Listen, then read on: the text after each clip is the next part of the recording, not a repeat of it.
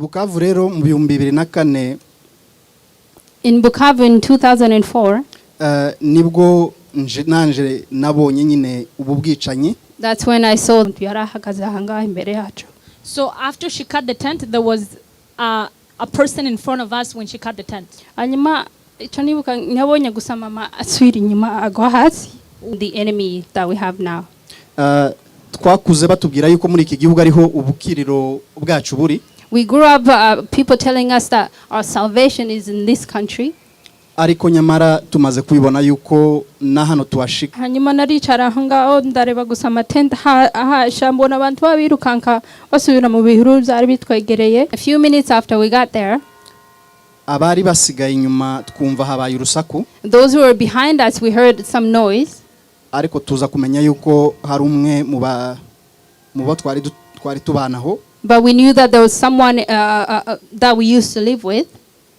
Bavuga ko ngo yari umusirikare baramusigarana bamukubita. And then they said that sinzi cyabaye naje kwisanga nsanga nicaye hanze y'itente yacu. So I am not nza ngumanye blaming akavuga ngo yaba naramenye ahari ahubwo nkamusevinga nubwo je ntaba nararokotse ahubwo nkamusevinga kubera nza ntekereza aho yaba ari ubunyene mu buzima bikambabaza kuvuga ngo kundubo twari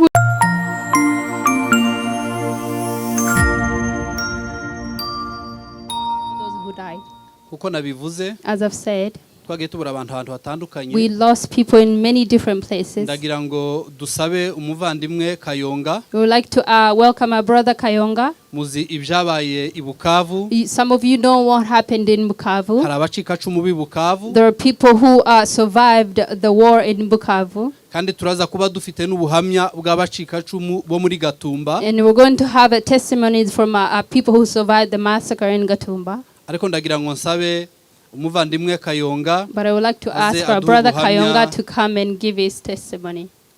Bw'abanyabukavu. To give a testimony for those who pass in Bukavu. Uno munsi iyo bawuhuje n'ibyabereye i Bukavu. Whenever they put today with what happened in Bukavu. Ndetse nkabona igihe kimwe tunawuhuza n'ibyagiye bibera n'ahandi hose. And sometimes we take other tragedies that happen in different places and put it on the same day. Tukabyibuka tuvuga ngo abanyamurenge aho biciwe bose tugomba kubibuka kandi tugaha agaciro abazize ubu bugome bashaka kudukorera. And we say that we're remembering all Banyamulenge, those who have gone through this sort of tragedy because of what they look like. Nubwo ari ukwibuka. Even though it's remembering. Ntabwo twohora twibuka tudafite icerekezo cyangwa se tudafite ico dushaka kuzakora kuri injustice yadukorewe. We can't always remember without a purpose or a reason why we are remembering, which is seeking justice for those who did it.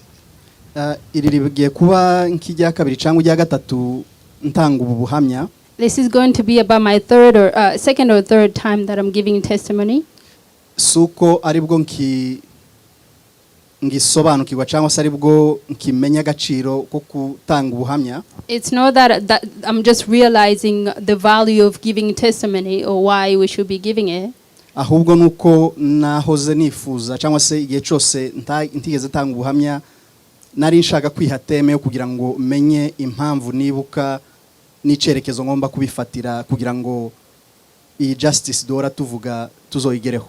But I wanted to take time and understand for myself why I want to do it and how we can seek for the justice that we want. Rero mu myaka 18 ishize. In the 18 years that have passed. Teme yanje yahoze ari ukuvuga ngo twibuke ariko twiyubake. My theme has always been let us remember but also build ourselves. Akababaro kacu rero buri mwaka kariyongera iyo tugeze kuri uno munsi tukibuka ibyagiye biba ku bantu bacu. Our sadness increases every year whenever we come close to this day as remember what happened to our people. Cyane kuza baye i Bukavu n'ibyabaye mu Gatumba. More so from what happened in Bukavu and in Gatumba. Mvuga kuzo mu Gatumba bukeya aha na ahantu abantu bacu bagiye bahunga bavuye ahantu hatandukanye babwiwe yuko bagiye kurindwa na UN. When I speak about Gatumba, this is a place where our people came from different places seeking refuge, and they were told that the UN is going to protect them. Genocide rero yari yo gukumigwa n'aba twari twizeye ko baducungiye umutekano. This genocide should have been kogwa byiwe byose atagira justice nimwe. That's why justice that we're talking about it, we cannot expect it from someone who has not showed justice in anything. Ico nshatse kuvugiraho nuko ibyabereye mu Gatumba aho impunzi zari zirinzwe na UN. What I'm trying to say is that what happened in Gatumba to people under the protection of the UN, siho honyine byagiye bibadukomeje no kubibona n'ahandi hantu hose biguma kuba bitwa ngo bari mu birindiro bya UN na za MONUSCO n'abandi. It's not the only place that it happened. There are places that it continues to happen, even though those people are supposed to be under the protection of the MONUSCO and the UN.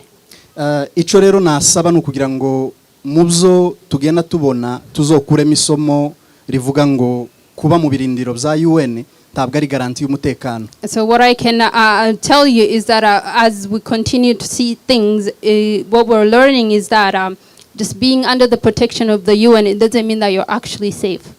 Ibyabereye mu Gatumba, what happened in Gatumba, byatwibukije yuko hari ubundi bwicanyi bwagiye bukoregwa imbere ya UN n'abandi biyita ngo bacungiye abantu umutekano. Iyo rero nza ntanga ubuhamya ariko kubusubiramwo, I give my testimony, but repeating it biza bimpa kwibuka yuko hari byinshi ngifite gukora ubwanje. It really helps me to remember that there are many things that I still have to accomplish for myself.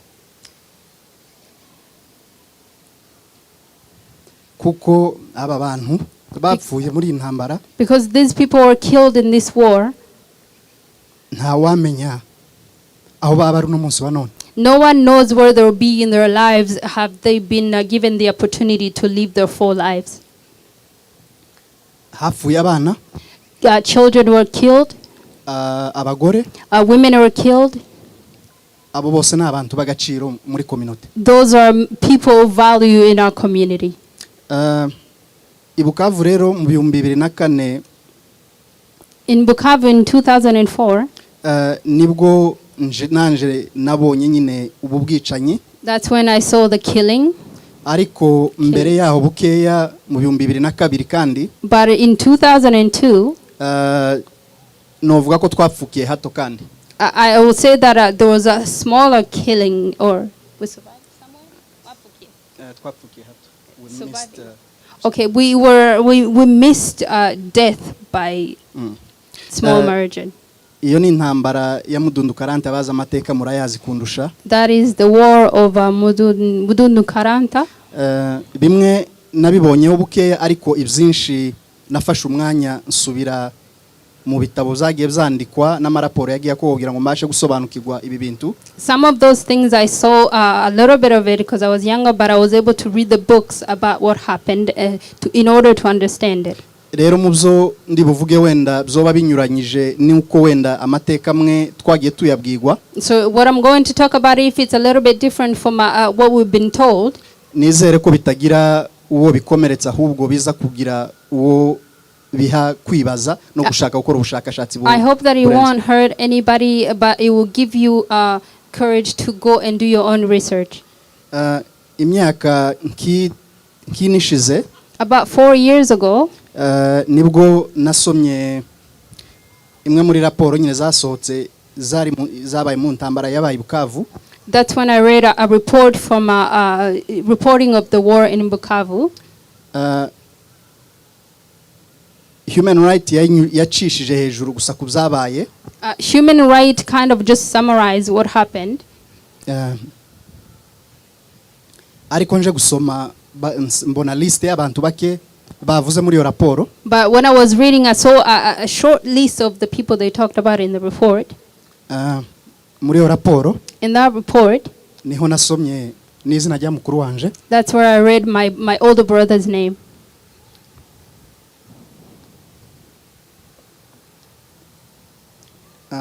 Waguye muri iyo ntambara y'Ibukavu ya 2004. He died in the war in Bukavu. Hari ku itariki navuga zari 23 cyangwa 24 mu ijoro. I think it was about August 24th at night time. Nk'abana nyine gusa twari ko dukina bisanzwe ku mugoroba. As children were just playing as usual in the evening. Ariko tuje kubona. And then when something happened, ababyeyi batangira kuza bashaka abana iyo bagiye gukinira bose. we saw the parents coming together with children where they were playing. Ariko muri iki gihe noneho baje bafite umuvuduko mwinshi kandi ubona ko hari ubwoba bwinshi kera. That time it was different from the usual call to come back home from the parents. You saw that the parents were worried. Ntabwo bigora umwana kumenya uburyo umubyeyi aguwe. It's not hard for a child to notice the difference in their mother. Twahise tuja mu nzu. We went in our home. Amasaha yo kurya ibya nimugoroba yarageze. It was about time to eat dinner. Bavuga amakuru yuko mu mujyi ni papa wana yazanye avuga yuko mu mujyi ngo hari akavuyo. Our father told us the news that in the city there's something going on in the city. Ariko bavuga ko atari bisanzwe hashobora kuba intambara. But they said that it wasn't something usual. There might be a war breaking. Habaye ubwoba abenshi ntibigeze banarya. Some people could not even eat because they were scared. Mu mwanya muto tuza kumva amasasu. And then in a few minutes we started hearing bullets, shootings. Ntabwo ndigisira imbere cyane ariko ayo masasu wari kugira ngo ni diskete bashizemo. I'm not someone who dances the gisirimba, but when you were hearing the bullets flying by, it sounded like music of bararasa ubwoba bwuzura abantu. They were shooting and then people started to get scared. Ariko muri iri joro nta wari kumenya uwari kurasundi kuko nubundi twari mu mazu. But at that night no one knew who was shooting who because we were inside our homes. Bigeze mu gicuku bisa nkaho bicecetse. And in the middle of the night the shooting kind of stopped.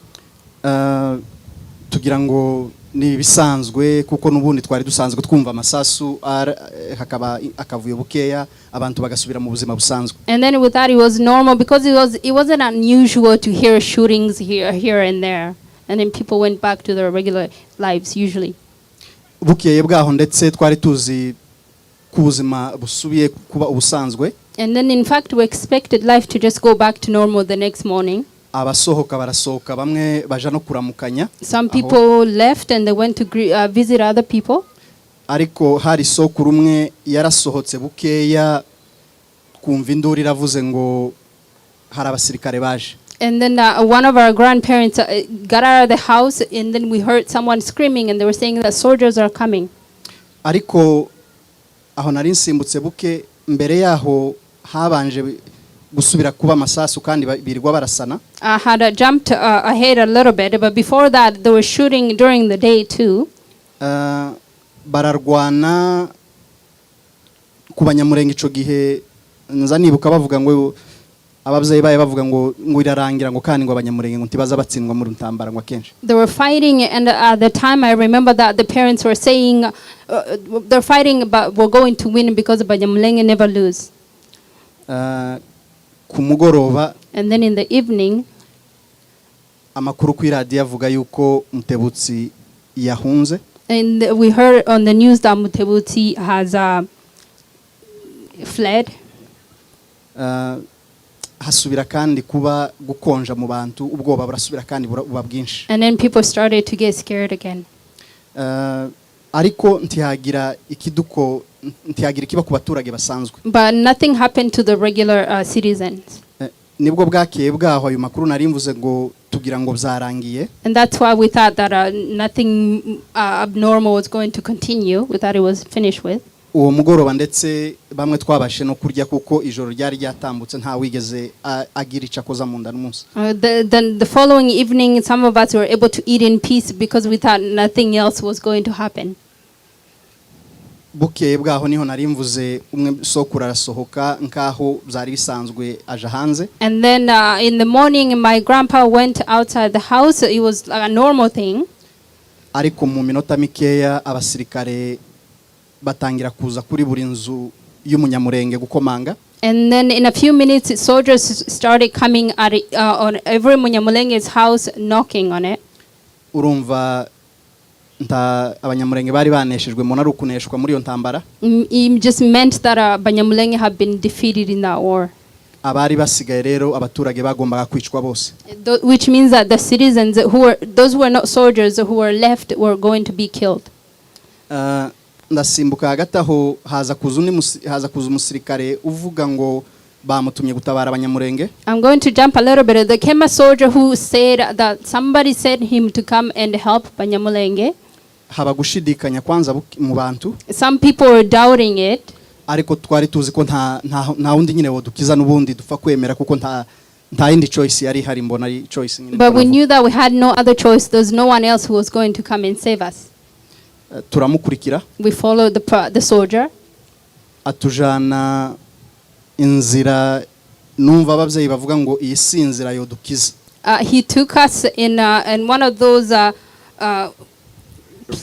trails that people say there's no way you're going to survive if you go in this way. Kuko abenshi bari inzira imwe yari yasigaye yodukiza kwa ruguhungira mu Rwanda gusa. Because the only way that we're able to survive is if we had went to the neighboring country of Rwanda. Ariko atwerekeza mu mujyi aho tuzi ko abasirikare biteguye kwica. But he was taking us to the city where we knew that the soldiers will kill us once we get there.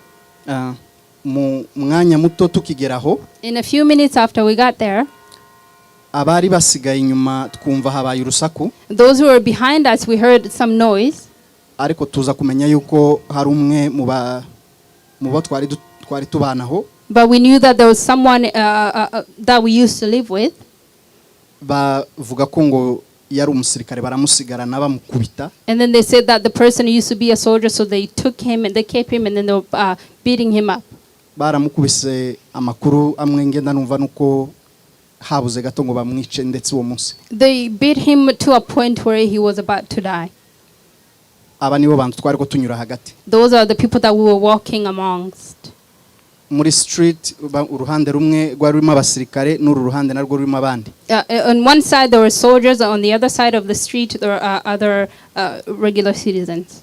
Soldiers, other soldiers. Yeah. Kandi bose bari bafite imbunda biteguye kuturasa niko bari bategereje order gusa. And each soldier had a gun, which means that they were just waiting for an order to kill us. Ariko nta order bigeze bahabwa koko. But the order did not come.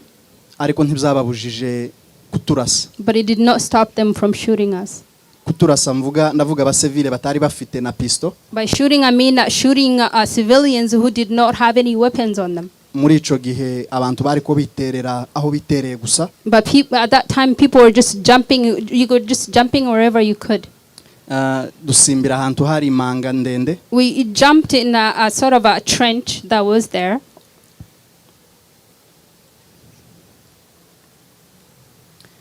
Muri kakavuyo kayo masasu nyine yavugiye aho barasa abantu. In the chaos of the bullets that the people who were dying being shot.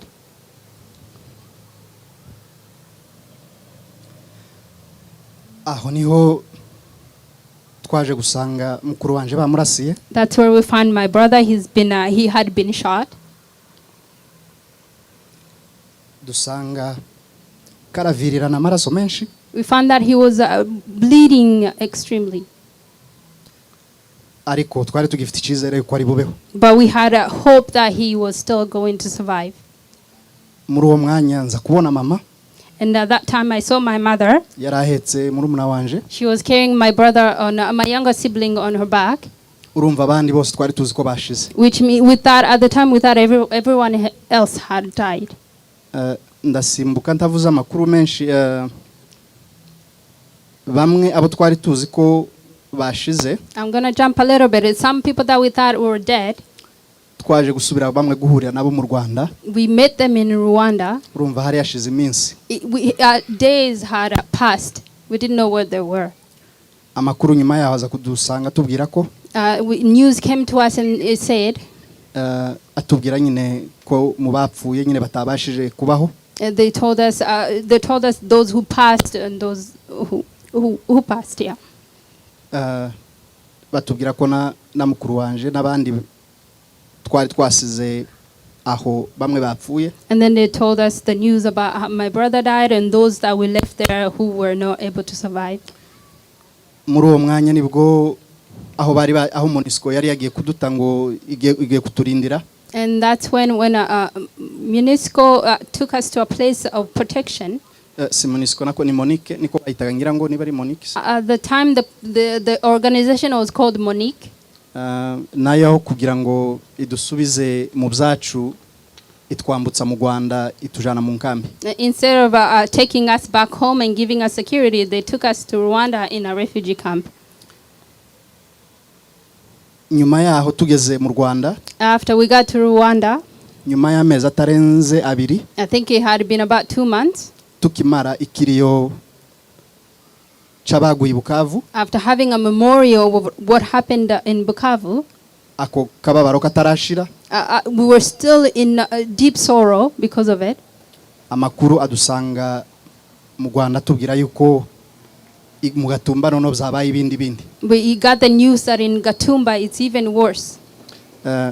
Niyo mpamvu nashatse gukora ahantu ha Monique ni UN. That's why I wanted to take a Monique and UN. Kuko no mu gihe cyose ibyo byari ko bibera Bukavu. Because as the things were happening in Bukavu, ahantu Nyantabara tubwiye ko yari yahungiye niho ibyicaro bikuru byayo byari biri. The place that Nyantabara had went to seek refuge is where the headquarters of Monique was. Ni bari headquarters ariko ngira ngo niho abakozi baho bose urumva bari batuye. I don't know if it was the headquarters, but that's where the workers lived.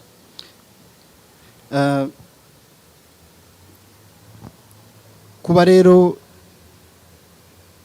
tugeze hano uno munsi wa none, for us to be here today, ntitubikesha Monique. It's not because of the protection of Monique. Ntitubikesha igihugu runaka. It's not because of the protection of a certain country. N'uwite gukora uburyo tutazi wabashe kutugezaho turi no munsi wa none. It is only by the grace of God who works in mysterious ways who was able to protect us and bring us here today. Ndabasaba rero, so I would like to ask you, ntitukirengagize yuko abenshi bari hano. Let us not kwirengagiza, I don't know. Let's not forget that many people are here. Ari abacika cumu b'intambara zitandukanye. There are people there are survivors of different wars. Cyangwa se n'abana babzawe n'abacika cumu b'intambara nazo zitandukanye. Or there are children of children who are survivors of different wars. Ariko ikibabaje rero nuko amateka dusankaho tutakiyabwigwa uko byagenze. But what's sad is that we are not being told of the history of what happened. Bagashaka gufata amateka yacu bakayakubira mu myaka mike cyane. And then they try to take our history and they put it in a few years. Ibyo rero nje nkabona ko biramugaza urubyiruko kwitekerereza. And I feel like that is discouraging the youth from thinking. Kuko abenshi turi hano dutekereza ku ntambara zibera iwacu. Because most of us are here thinking about the wars that happen in our country. Ariko niyo ijya teme navuze tuzoza twibuka ariko tugomba no kwiyubaka hano turi. And that's the theme that I said we should remember but also build ourselves where we are. Intambara ntiyashize. The war is not over. Ahubwo hano turi niho ikomeye kurusha niha ibera iwacu. But where we are is where there's a bigger war than the one that's happening back home. Gusa umwanzi duhanganye nawe. But the enemy that we're fighting right now, n'umuhanga yiyambitse uruhu rw'intama yera. It is an enemy who has clothed themselves with a white skin.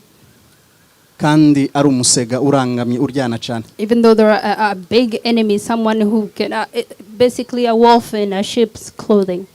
Aduhejeje mu macakubiri. They are continuing to divide us. Ntareke tureba urubyiruko ruri hano n'intambara rukomeje kunyuramo ruhanganye n'uyu mwanzi. And then don't let us look at the youth and what they're going through fighting the enemy that we have now. Twakuze batubwira yuko muri iki gihugu ariho ubukiriro bwacu buri. We grew up people telling us that our salvation is in this country. Ariko nyamara tumaze kubibona yuko na hano tuwashika imitego batega urubyiruko rukiri ruto. But we have come here and now we know that the traps they have for the young people. Rutuma rutaba connected cyane na community yabo. Which is keeping them from being connected to the community. Nkaba rero nsaba ababyeyi abantu bakuru bari hano. So I would like to ask the elders and the parents who are here. Mufite inshingano zikomeye cyane. You have great responsibility. Zitari zo kureba intambara zibeririya. To not look just at the war that's happening back home. Kuko urubyiruko rwacitse ku icumu cyangwa rwabyawe n'abacika cumu bari mu mahanga. Because the youth that survived massacres or war, or those who give birth to children of children who survived massacres. Nibo bafite imbaraga nyazo. Those are the people who have the power zishobora guhangana n'uyu mwanzi. That can fight this enemy. Navuze ko ari umuhanga abasha kwihisha mu buryo tutabasha kumubona n'amaso yacu direct. I said that the enemy is an expert. They can hide in ways that we cannot see them with our eyes. Aduteza abo tuvukana. They pit us against each other. Abo twarenganiye hamwe. Those who went through the same thing as us. Tukaruha tukibagirwa aho intambara yatangiriye nyayo yatugejeje aho turi no munsi wa none. And then we start to forget where the war started, the one that the reason why we're here today. Ntavuze ntagumye gutinda ndarangiriza kuri iri jambo. I'm going to finish on this word. Ni jambo umuntu yanyohereje kuri Instagram. It is a word that somebody sent to me on Instagram. Ni jambo cyangwa se ni symbole ikoreshwa n'ubwoko bitangwa n'aba Akan. It is a word or a symbol that's used by people called Akan. Ni symbole bitangwa ni Sankofa. It's a symbol called Sankofa. Ni symbole y'inyoni ihagaze n'amaguru abiri areba imbere. It is a symbol of a bird standing with two legs looking ahead, forward. Umutwe wayo werekeye inyuma. And the head looking backwards. Ufashigi. Holding an egg. Muri iyo symbole bayikoresha kuvuga ngo. That symbol, the meaning of that symbol is. Ngo tugomba gusubira inyuma. It means that we have to look back. Tukigaruriza ibyari byacu. And then bring what used to be ours. Tukamenya amateka yari ayacu. And then remember our history. Kuko nibwo buryo bwonyine bwadufasha kumenya kureba imbere aho dukeneye kuja. Because it is the only way that we'll be able to look forward where we want to go. Amateka yacu ni maremare. Our history is very long. Ntituyakubire mu myaka mike gusa. Let us not just put it in a few years. Ahubwo tuyarebere muri picture nini. But let us look at our history in a bigger picture. Ataruko tuzohora twibuka. Otherwise we will continue to remember. Niyo justice turashobora no kutazoyibona. And that justice we might not get it. Nico mbasaba kugira ngo to define iyo justice dushaka. That is why I want us to define the justice that we want. Kugira ngo tumenye ico tugomba gukora mu gihe turi hano. So that we can know what we should be doing while we're here. Murakoze. Thank you. Mugira umunsi. Have a good day. Arakoze Jimmy. Thank you, Jimmy. Kandi dukomeje kukwihanganisha. And we continue to ask you to take heart. Tudafashe undi mwanya muremure. Without taking too long.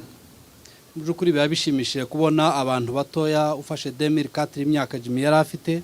Truly it's nice to see young people. If you take Jimmy, remember how old he was in 2004. Bigaragara kuko yari umwana mutoya. Means that he was a young child. Ariko ntaheranwa nibi. But he does not. Ibi bitanga icizere yuko. This gives hope that. Ico dushaka cy'ubutabera tuzabubona. The justice that we want, we will receive it. Uyu mwaka byabaye nk'ibintu bidasanzwe. This year it's kind of different. Abantu bakomeje kubikurikira ku social media. Many people continue to follow it on social media.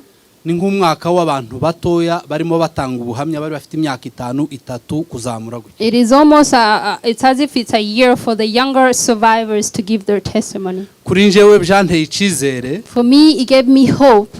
Mbifata nka kurya nyuma y'imyaka 18 nka kurya iyo umuntu yagiye muri operation bakamutera ikinya. And I feel like when a person goes in surgery and then they give him an anesthetic, arazima. They lose consciousness or they go under. Abantu iyo ataragarura bwa bwenge. When they're not back to normal, abantu babazi ko wa muntu yapfuye. People sometimes think that that person is dead. Kuba turimo tugira abantu barimo batanga ubuhamya nyuma y'imyaka 18 batarabashe kubivuga. For us to have people who have not spoken in 18 years be able to open up now, birimo biragarura icizere cyo guhembuka. It means that people are healing.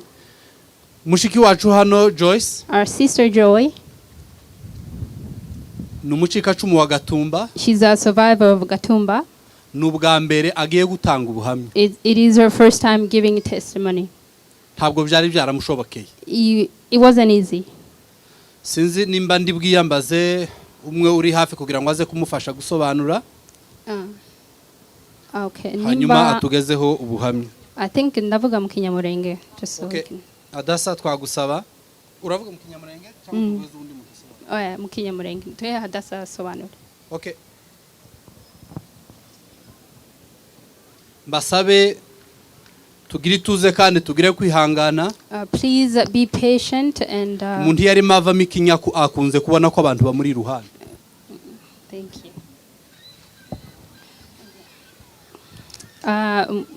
Mwiriwe mwese.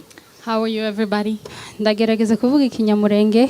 I'm gonna try to speak Kinyamurenge. Ninanigwa ndavanga hanyuma hadasazoza hindura. If she's not able, she's just gonna mix up and then we'll go together from there. Jewe bizabingora kuvuga testimony. It's really hard for me to speak about my testimony. Nibwo bwa mbere kija kuvuga imbere y'abantu. It is my first time speaking in front of people. Buri mwaka iyo nageza mbitekereza kubivuga. Every year when I thought about speaking of what happened to me, nageza n'abanyumva ntangiye kujuguma. I will feel like I'm out of my body, so I'll be shaking. Kamanyumva umuhogo utangiye kugara. And then my throat just shuts down and then I can't speak. Ariko ndagerageza uyu munsi. But today I'm going to do my best. Kamvuge bukeya anjewe banyita Joy Mugenza. My names are Joy Mugenza. Ndi umusita nkaba umwishwa w'abagorora. I am umusita and umwishwa w'abagorora. Navukiye muri Zura. I was born in Byura. Naciye muri iriya ntambara muri Zura yo muri 1998. I was in the war that was in Byura in 1998. Niyo ntambara ya mbere nabonye. That was the first war I experienced. Ariko njewe kubera nari umwana ahariho n'abazeyi bariko bamprotectinga nabonye n'ubuzima nyine ntacyo nje zantwaye. Ariko I mean, because I was a kid and my parents were protecting me, I really don't have any recollection of it. Bwa mbere nabonye abantu bapfuye ngira ngo sinzi nima memory yanje itazibuka neza ariko nibuka igihe twavuye muri Zura tugiye Kalemi.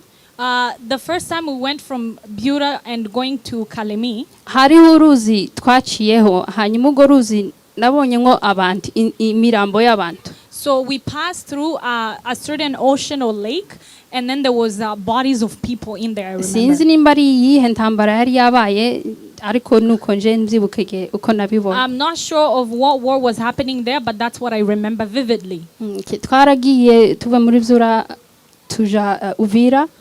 We went from Byura to Uvira. Muri Uvira twarahabaye mu mahoro nje nari umwana ntakibazo cari gihari. In Uvira we lived there. It was fine for me. There was no problem. Ndibuka umunsi umwe twari twicaye imbere y'inzu yacu hanyuma sinzi intambara yari kuba ako twariko tureba kurera misozi jaruguru twicaye. I remember we were sitting by our house and I could see mountains. Hanyuma ukamubona amasasu n'amamombe ahagenda tambuka tukicara hanze gusa tukayireba. And then you will see like on top of the mountain you will see bullets and like across bullets fire just going across. And it didn't really scare us as much because I think it was just a part of our lives.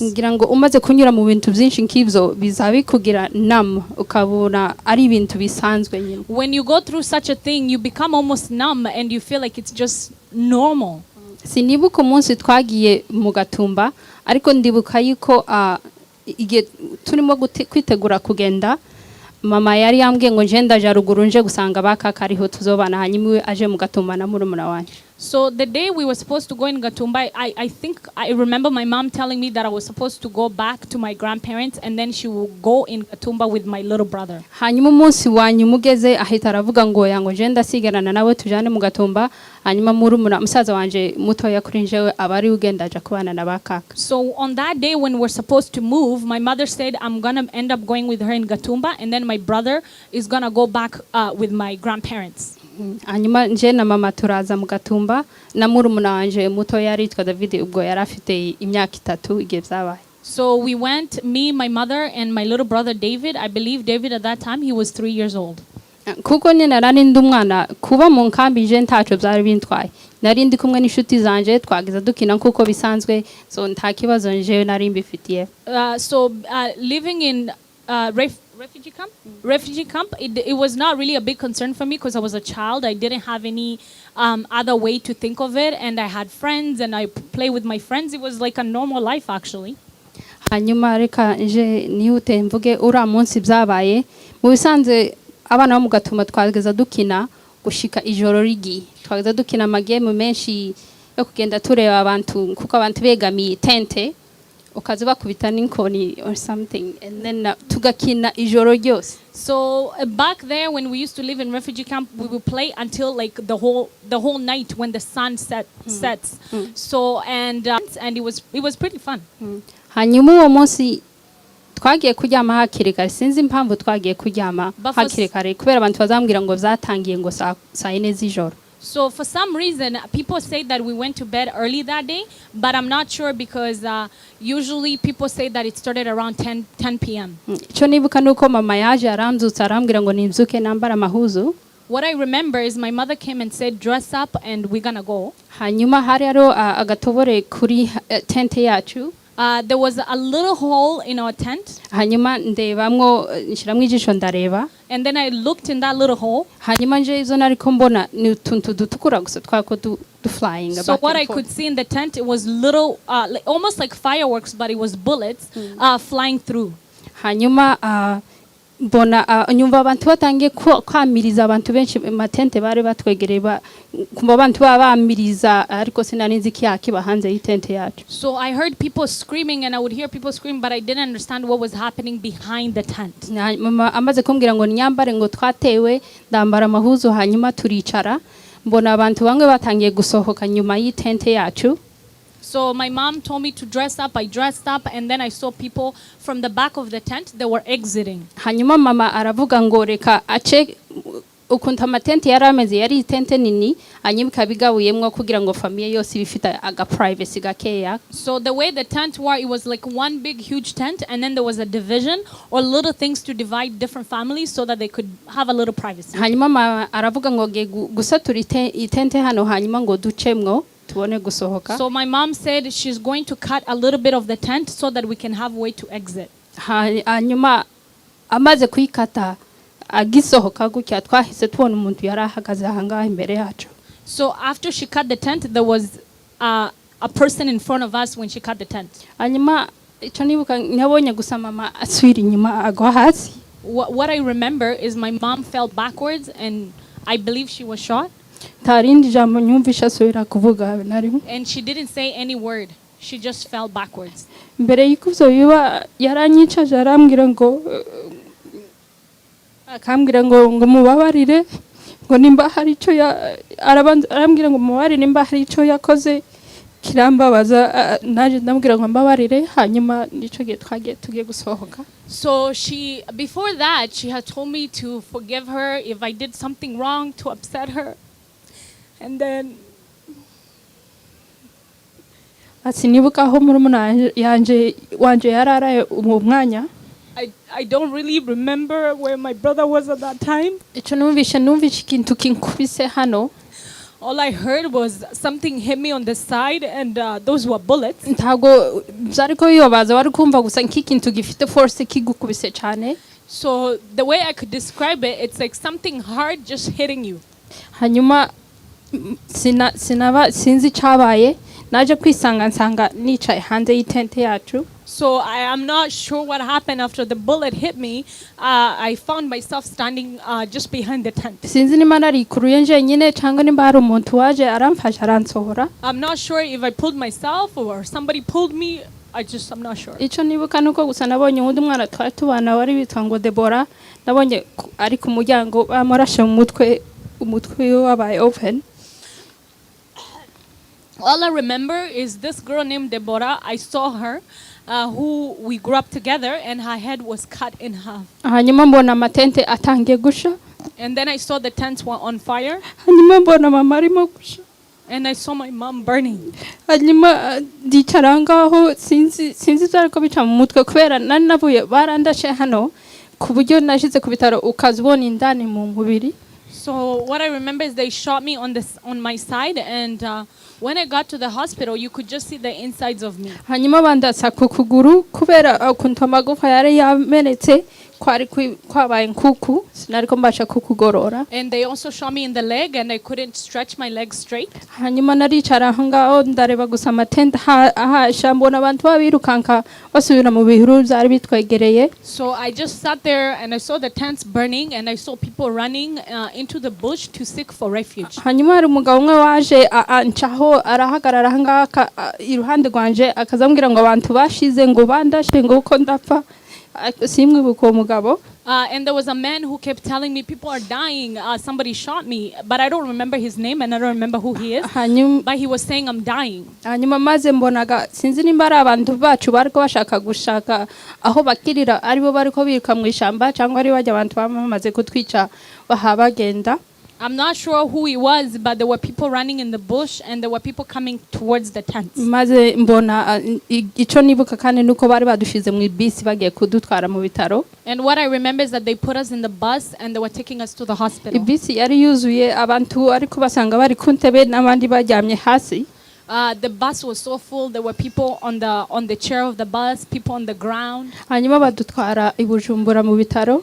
And then they took us in Bujumbura in the hospital. Ibitaro byari byuzuye ariko usanga abantu baryamye hasi mu bitaro gusa kubera ntago bari bafite ibitanda bibakwiriye. Because the hospital was so full, there were people laying just on the ground because there was no room or beds. Hanyuma jewe ico nibuka sinza nibuka uko musaza wanje yapfuye ariko hari umuntu waje arambwira ngo baramubonye ngo ahasha ngo harira ngo ashaka umuntu ngumufasha. I don't really remember how my brother died. All I remember is somebody telling me that they saw him burning and he was crying for help. Hanyuma tuja mu bitaro dushitse mu bitaro nibuka ibitaro ko byari byitwa.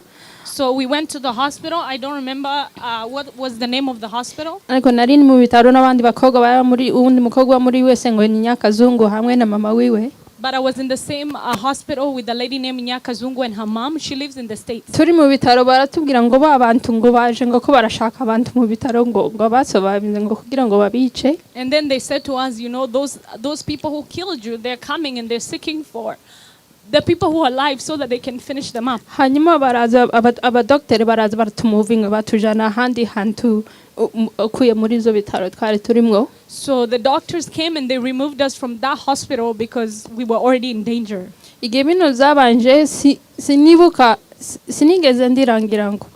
When all this happened, I don't remember myself even crying. Ngira ngo nari nabaye so shocked kuburyo ntago byari ko registering yuko abantu bapfuye.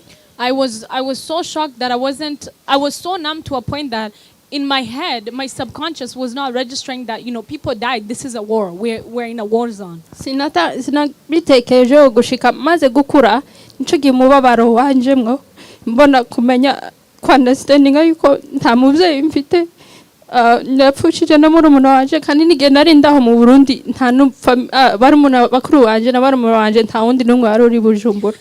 So when I became older, that's when I came to understand the pain, and I came to understand that, oh, okay, what happened to me was a war, and I had nobody, and that's when I came to understand that I lost my mother and I lost my brother, and at that time I was no longer with my siblings either, so when I was older is when I came to understand what had happened to me, because for some time so long I was in deep shock that I couldn't even bring myself to remember what happened. nico mpamvu je mbona ibyo mugatuma byagiye byane affectinga uko ndimo gukura ca muri stages zinshi cyane blaminga mama kabona ari igituma naciye muri biriya byo mugatumba barandesa ni impamvu ye nkazavuga ngo yaba yarandetse nkaja ruguru wa munsi ibi ntago byari kumbaho. So deep down when I was growing up, I truly blamed my mother for the things that happened, because I said if I was to go back with my grandparents, this wouldn't have happened to me. And I would say to myself, you know, all these things that happened is because my mom brought me here. Hanyuma bikiba buri munsi nageze ngira inzozi kaguma mbibona kaguma mbona murumuna wanje harira akabura umuntu mutabara hanyuma gasha bikambabaza cyane. When it was happening, after it happened, I would have nightmares about it, and I would see my brother crying for help and my mom being shot, and I was so helpless because it was in my dream and I couldn't stop it. Shika n'umunyene nzanguma nyi blaming akavuga ngo yaba naramenye ahari ahubwo nkamusevinga nubwo je ntaba nararokotse ahubwo nkamusevinga kubera nza ntekereza aho yaba ari ubunyene mu muzima bikambabaza kuvuga ngo kuntubo twara ubuzima bw'umwana ungana kuriya.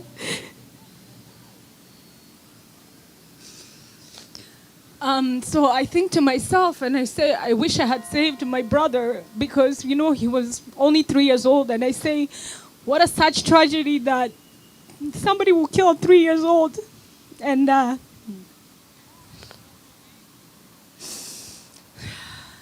sorry. And then I was saying to myself, you know, if I would have saved him, he would have been further in life because he was younger and he had so much things to look forward to, versus, you know, me being alive.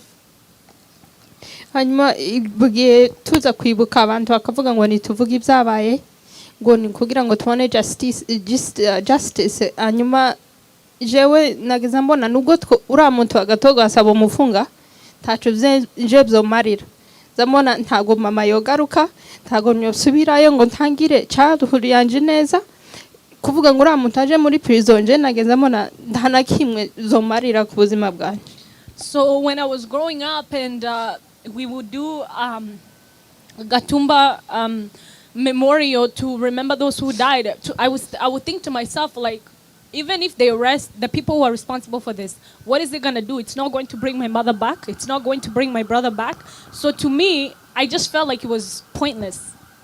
Hanyuma especially cyane bira bintu za ruguru bitangiye kuba kavuga ngo twebwe twabaye muri 2022 tumaze imyaka irenga 16 tu protesting gushaka justice abantu bakatubona hanyuma bira bintu za ruguru bigasubira kuba kamambura icyizero cyose yuko tuzokwigera tubona ico dushaka. So and then the war that continued back home and the killing of our people was happening, and I said it's been almost 16 years and we're asking for justice and we're unheard and nobody has come to help us, and I'm saying to myself, like, this is hopeless, and I lost all faith. N'ubu nyene ntabwo ndizera yuko nibamufunga kizomfasha, ariko hari abantu benshi basurvivinze babona yuko ira justice ibahaye ihabaye ibo zobaha amahoro. Niyo mpamvu jewe nta kibazo mfite cyo kuba supportinga. Ni mpamvu navuze uyu munsi nukubera abenshi ari zo mwe duherutse gukora, hari abasoba benshi bavuze nabonye abantu ntarabona kuva myaka nk'16, and they just encourage me ngo sharing a testimony ngo irashaka gufasha uwundi muntu wabinyuzemwo. Niyo mpamvu mpambikora kubera sinzamo naho justice izova nje. So the main reason why I'm speaking today is because, you know, I saw people when I was giving my testimony through Zoom, I saw people I haven't seen in 16 years and people I didn't know, and people who went through the same thing as me, and they said, and they encouraged me and they said, you know, share your story, have the strength, have courage to share it because it might help somebody else. But to be honest, personally, I'm only doing this for those people because I feel like even if people are held responsible, what was lost cannot be gained. Murakoze cyane nibyo nari nshaka gushare. That's all.